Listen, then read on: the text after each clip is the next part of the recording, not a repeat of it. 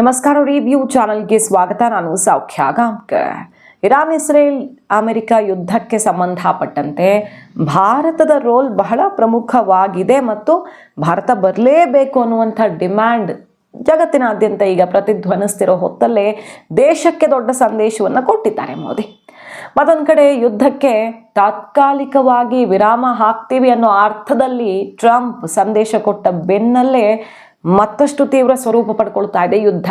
Details ಇಡ್ತಾ ಹೋಗ್ತೀವಿ. Miss ಮಾಡಿದ್ರೆ ನಮ್ಮ ಚಾನಲ್ನ ಸಬ್ಸ್ಕ್ರೈಬ್ ಮಾಡಿ, ಹಾಗೆ ನಿಮ್ಮ ಅಭಿಪ್ರಾಯ ಕಮೆಂಟ್ ಮಾಡಿ ತಿಳಿಸಿ. ವೀಕ್ಷಕರೇ, ನರೇಂದ್ರ ಮೋದಿ ಅವರು ಇದು ಎಂತಹ ಸಂಕಷ್ಟದ ಸಮಯ ಅನ್ನೋದ್ರ ಬಗ್ಗೆ ದೇಶಕ್ಕೆ ಸಂದೇಶವನ್ನು ಕೊಟ್ಟಿದ್ದಾರೆ. ಯಾಕಂದ್ರೆ ಇಲ್ಲಿ ದೇಶದ ಒಳಗಡೆ ಹಲವರು ಹೇಳ್ತಾ ಇರೋದೇನು, ಕೇಂದ್ರ ಸರ್ಕಾರದ ವೈಫಲ್ಯದಿಂದ ಸಮಸ್ಯೆ ಆಗ್ತಿದೆ. ಇನ್ಫ್ಯಾಕ್ಟ್ ಜಗತ್ತಿನ ವಿವಿಧ ರಾಷ್ಟ್ರಗಳಿಗೆ ಹೋಲಿಕೆ ಮಾಡಿದ್ರೆ ಭಾರತ ಇವತ್ತು ಎಲ್ಲಿದೆ, ಭಾರತ ಎಷ್ಟು ಚೆನ್ನಾಗಿ ಮ್ಯಾನೇಜ್ ಮಾಡಿದೆ ಅನ್ನೋದನ್ನು ನೋಡಬಹುದು.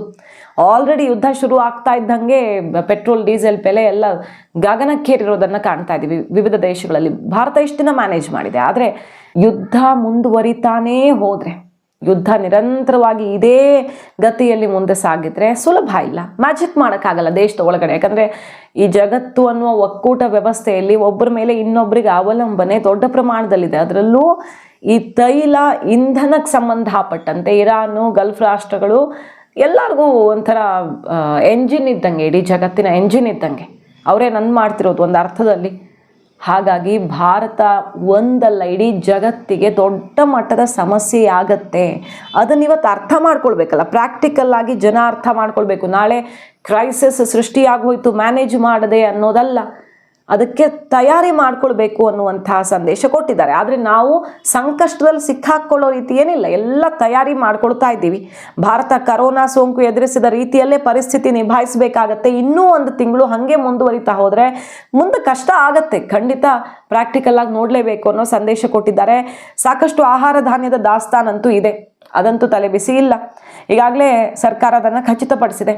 ನರೇಂದ್ರ ಮೋದಿ ಅವರು ವಿವಿಧ ಇಲಾಖೆಗಳ, ಅಂದರೆ ಇಂಧನ, ಈ ತೈಲಕ್ಕೆ ಸಂಬಂಧಪಟ್ಟಂತೆ LPG ಮತ್ತು ರಸಗೊಬ್ಬರ ಎಲ್ಲ ಇಂಪೋರ್ಟ್ ಮಾಡಿಕೊಳ್ಳುವ ವಸ್ತುಗಳಿಗೆ ಸಂಬಂಧಪಟ್ಟಂತೆ ಮೀಟಿಂಗ್ ಮಾಡಿದ್ದಾರೆ.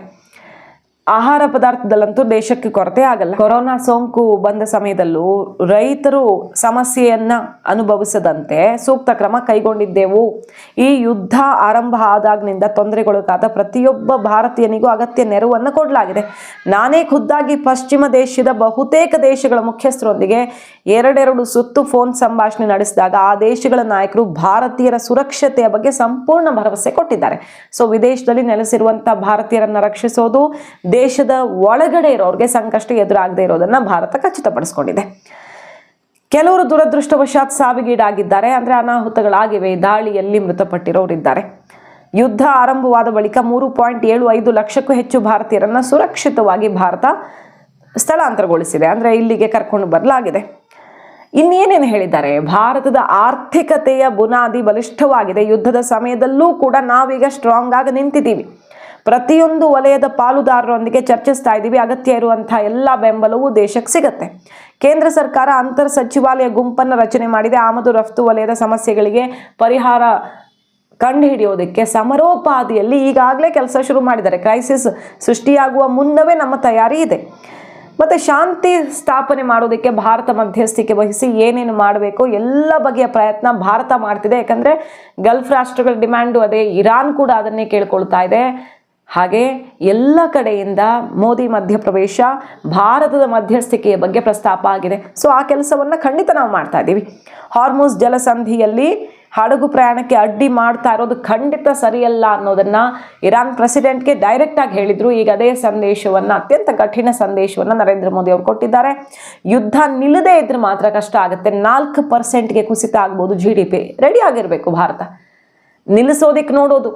ನಿಲ್ಲಿಸೋದಕ್ಕೆ ಸಾಧ್ಯವಾಗಿಲ್ಲ. ವಿವಿಧ ರಾಷ್ಟ್ರಗಳ ಪ್ರಯತ್ನ ಫಲ ಕೊಟ್ಟಿಲ್ಲ ಅಂದರೆ ಕ್ರೈಸಿಸ್ ಏನು ಸೃಷ್ಟಿಯಾಗುತ್ತೆ ಅದನ್ನು ಮ್ಯಾನೇಜ್ ಮಾಡೋಕೆ ನೋಡೋದು. ಅದರ ಮೇಲೂ ಯುದ್ಧ ಕಂಟಿನ್ಯೂ ಆದರೆ ಸಮಸ್ಯೆ ಆಗುತ್ತೆ. ಮಧ್ಯಪ್ರಾಚ್ಯ ಸಂಘರ್ಷ ಸುದೀರ್ಘವಾಗಿ ಮುಂದುವರೆದ್ರೆ ಭಾರತದ ಉತ್ಪಾದನೆಯ ಪ್ರಮಾಣದಲ್ಲಿ 4% ಕುಸಿತ ಉಂಟಾಗುವ ಸಾಧ್ಯತೆ ಇದೆ. ಏಷ್ಯಾ ಪೆಸಿಫಿಕ್ ವಲಯದ ಭಾರತ ತೀವ್ರ ಆರ್ಥಿಕ ಹಿನ್ನಡೆ ಎದುರಿಸುವ ಪರಿಸ್ಥಿತಿಯನ್ನು ಉಂಟಾಗಬಹುದು. ಬರೀ ಭಾರತ ಅಲ್ಲ, ಇಡೀ ಈ ಭೂಪ್ರದೇಶವೇ ಸಂಕಷ್ಟಕ್ಕೆ ಈಡಾಗಬಹುದು. ಈ ಮೂಡೀಸ್ ಅನಾಲಿಟಿಕ್ಸ್ ಎಚ್ಚರಿಕೆಯನ್ನು ಕೂಡ ಇಲ್ಲಿ ನಾವು ಗಮನಿಸಬಹುದು. ಅದನ್ನೇ ನರೇಂದ್ರ ಮೋದಿಯವರು ಎಚ್ಚರಿಸಿದ್ದಾರೆ. ಮೂಡೀಸ್ ಕೂಡ ಅದನ್ನೇ ತುಂಬ ಡೀಟೇಲ್ ಆಗಿ ಹೇಳ್ತಿದೆ, ಇದು ಕಂಟಿನ್ಯೂ ಆದರೆ ಸಮಸ್ಯೆ ಗ್ಯಾರಂಟಿ ಅಂತ. ಭಾರತ ಕೊಲ್ಲಿ ದೇಶಗಳ ತೈಲ ಮತ್ತು ಅನಿಲ ಆಮದಿನ ಮೇಲೆ ಅವಲಂಬನೆ ಹೊಂದಿರೋದ್ರಿಂದ ಭಾರತಕ್ಕೂ ಸಂಕಷ್ಟ ಆಗತ್ತೆ. 2025ರಲ್ಲಿ 4.3 ಏಷ್ಯಾ ಪೆಸಿಫಿಕ್ ಆರ್ಥಿಕ ಬೆಳವಣಿಗೆ 26ರಲ್ಲಿ 4ಕ್ಕೆ ಇಳಿಯುವಂಥ ಸಂಭವ ಇದೆ ಅನ್ನುವಂಥ ಎಚ್ಚರಿಕೆ ಕೂಡ ಕೊಟ್ಟಿದೆ. ಸೊ ಈ ಯುದ್ಧ ನಿಲ್ಲಿಸೋದಕ್ಕೆ ಎಲ್ಲ ಬಗೆಯ ಪ್ರಯತ್ನ ಮಾಡೋದು ಅನಿವಾರ್ಯ. ಅದನ್ನು ಭಾರತ ಅತ್ಯಂತ ಕಾಳಜಿಯಿಂದ ಮಾಡೋದಕ್ಕೆ ಈಗ ಮುಂದಾಗಿದೆ. ಯುದ್ಧ ನಿಲ್ಲಿಸ್ತೀನಿ, ತಾತ್ಕಾಲಿಕವಾಗಿ 1 ವಾರ ಬೇಡ ಅನ್ನೋ ತನಕ ಅಮೆರಿಕ ಮಾತಾಡೋಕೆ ಶುರು ಮಾಡಿದೆ ಈಗ. ಮತ್ತೆ ತೈಲ, ಇಂಧನ, ವಿದ್ಯುತ್ ಘಟಕಗಳ ಮೇಲೆಲ್ಲ ದಾಳಿ ಮಾಡಲ್ಲ ಹೇಳ್ತಾ ಇದ್ದಾರೆ. ಬಟ್ ದಾಳಿ ನಡೀತಾ ಇದೆ. ಅದು ಟ್ರಂಪ್ ಹೇಳಿದ ಬೆನ್ನಲ್ಲೇ ಭಯಂಕರ ಅಟ್ಯಾಕ್ ಆಯಿತು ಇಸ್ರೇಲಿಂದ. ಇರಾನ್ ಕೂಡ ಅದೇ ರೀತಿ ತಿರುಗಿಸ್ಕೊಟ್ಟಿದೆ. आदरणीय अध्यक्ष जी, हम जानते हैं कि एनर्जी आज इकोनॉमी की रीढ़ है और ग्लोबल एनर्जी नीड्स को पूरा करने वाला एक बड़ा सोर्स वेस्ट एशिया है. स्वाभाविक है कि दुनिया भर की अर्थव्यवस्था वर्तमान संकट से प्रभावित हो रही है और भारत पर इसका कम से कम दुष्प्रभाव हो, इसके लिए निरंतर प्रयास किए जा रहे हैं. सरकार इसके शॉर्ट टर्म, मीडियम टर्म और लॉन्ग टर्म ऐसे हर असर के लिए एक रणनीति के साथ काम कर रही है. आज भारत की इकोनॉमी के फंडामेंटल्स मजबूत है. इससे भी देश को बहुत मदद मिली है. हम हर सेक्टर के स्टेक होल्डर्स के साथ चर्चा कर रहे हैं. जहां भी जरूरत है उस सेक्टर को आवश्यक सपोर्ट दिया जा रहा है. ಇದರ ನಡುವೆ ಅಮೆರಿಕ ಇಸ್ರೇಲ್ ನಡುವೆಯೇ ಸಂಕಷ್ಟ. ಈಗ ಅವರಿಬ್ಬರ ನಡುವೆನೇ ವ್ಯತ್ಯಾಸಗಳು ಸಿಕ್ಕಾಪಟ್ಟೆ ಆಗಿದ್ದು, ಈ ತೀವ್ರತೆ ಕಡಿಮೆ ಮಾಡೋ ಪ್ರಯತ್ನಕ್ಕೆ ಇಸ್ರೇಲೇ ಒಪ್ಪುತ್ತಾ ಇಲ್ಲ. ಭಯೋತ್ಪಾದನಾ ನಿಗ್ರಹ ಮುಖ್ಯಸ್ಥ ಜೋ ಕೆಂಟ್ ಈಗ ಎಚ್ಚರಿಕೆ ಕೊಟ್ಟಿದ್ದಾರೆ. ಅಮೆರಿಕದಿಂದ ಇಸ್ರೇಲ್ಗೆ ಎಚ್ಚರಿಕೆ. ಮಧ್ಯಪ್ರಾಚ್ಯದ ಉದ್ವಿಗ್ನತೆ ತಗ್ಗಿಸೋದಕ್ಕೆ ಇಸ್ರೇಲ್ ದೇಶವನ್ನು ನಿಗ್ರಹಿಸುವುದು ಮೊದಲ ಹೆಜ್ಜೆ ಅಂತ ಅಮೆರಿಕ ಅಭಿಪ್ರಾಯ ಪಡೋ ತನಕ ಈಗ ಇಸ್ರೇಲ್ ಕಂಟ್ರೋಲ್ ತಪ್ಪು ಹೋಗ್ತಿದೆ ಅಂತ ಅಮೆರಿಕ ಹೇಳ್ತಿರೋದು. ಅಮೆರಿಕ ಕಳ್ಳಾಟವನ್ನು ಯಾರೂ ಕೂಡ ಅಷ್ಟು ಈಸಿಯಾಗಿ ತಗೊಳಕ್ಕಾಗಲ್ಲ. ಅಮೆರಿಕ ಅಧ್ಯಕ್ಷರು ಬಹಿರಂಗವಾಗಿ ಯುದ್ಧದ ವಿರಾಮ ಘೋಷಣೆ ಮಾಡ್ತಿದ್ದಾರೆ, ಆದರೆ ಇಸ್ರೇಲ್ ದಾಳಿ ನಡೆಸ್ತಾ ಇದೆ. ಸೊ ಸಂಧಾನ ಮಾತುಕತೆ ವಿಫಲ ಆಗ್ತಾ ಇದೆ.